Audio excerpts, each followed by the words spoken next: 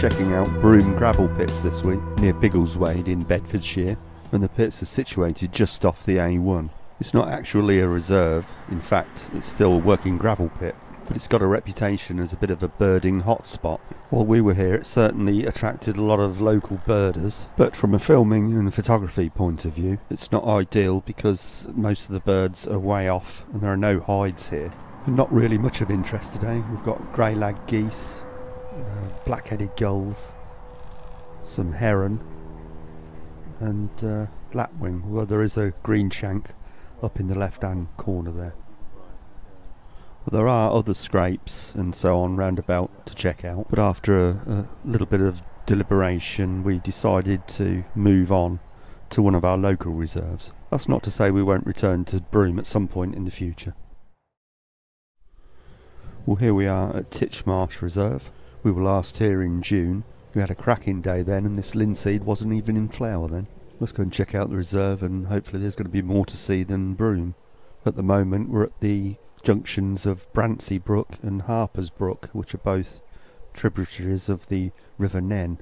The reason we've chosen this spot is that John Finlayson, who's with me today, was here yesterday and he managed to photograph young sparrowhawks being fed by the parent birds via food passes. There was no activity to begin with, just this heron flew by and then things changed. We saw parent sparrowhawks, but very fleeting glimpses as they flew past, and then one of the adults was seen disappearing very low into this copse, and in case you missed it, there's the still. You can just see, I think it's the female disappearing into the copse. Well, unfortunately no food pass activity, so we're going to head on to the Peter Scott hide and see what we can see from there. And just got into the hide and we saw a couple of kestrels wheeling around in the heavens. Not hovering, but flying around, looking much more like hobbies. Well, this bush just outside the Peter Scott hide was attracting a lot of bird life. We actually thought these were garden warblers. I couldn't be sure about it though, but only very fleeting glimpses. And then this bird, which is a sedge warbler, came by, been attracted by these berries.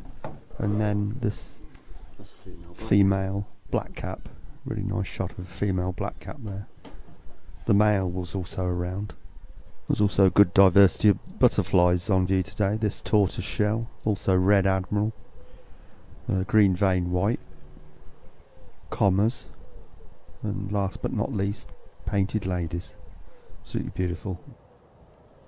Okay, it's the next day. This is my garden, and at the bottom of the garden is an ash tree. And on occasions I've seen both a male and female sparrowhawk visit this tree, and after one visit the female left this feather behind, but I've never been able to get any footage of the birds. And then today I left my office upstairs and came down into the kitchen to make a well-earned cup of coffee. Happened to look out the window and saw a sparrowhawk fly into the ash tree at the bottom of the garden, so I eagerly grabbed my camera and at last managed to get this footage. What a fantastic bird. It's the female, and this is certainly the best and certainly the closest footage I've ever got of a sparrowhawk.